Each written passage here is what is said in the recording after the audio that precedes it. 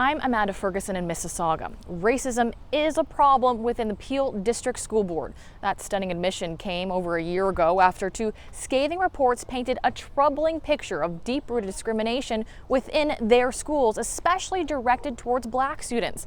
Well, today, the school board says not only do they have an action plan to turn it all around, but it begins now.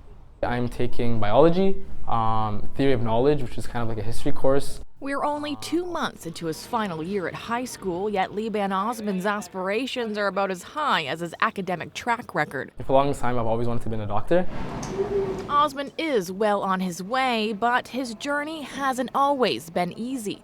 The honor roll student says he came face to face with discrimination in Peel's school system during an academic award ceremony while in middle school. All the students were lining up outside of the room so that we were able to gather our certificates. And me and my friend, who was also Black, we were near the end of the line.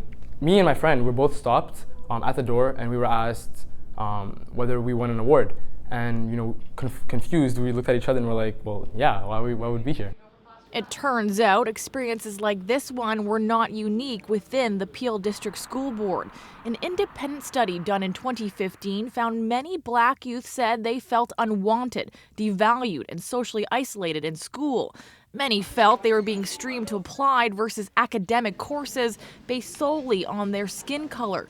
The board followed that up with their own report, finding much of the same. After a year of meetings and hand-wringing, the PDSB now says it has an action plan to address it. How do you address something like bias within your own staff? So this is where I think, training is good, but training is usually a one-stop shop. The board is not only rolling out anti-Black racism training to all of its staff starting this year, but also a study on wider discrimination issues within Canada and how it filters down into the education system. Where did it start? How do people experience and see Black male youth generally? So I think it is a lot of education for everybody. And I don't know if it was more surprising than it was more saddening. It was sad. The United Way was just one of the authors behind the groundbreaking 2015 report. It's now a vocal supporter of the board's action plan to address some of the issues it was first to highlight. I think part of the change that needs to take place is building that trust within the community.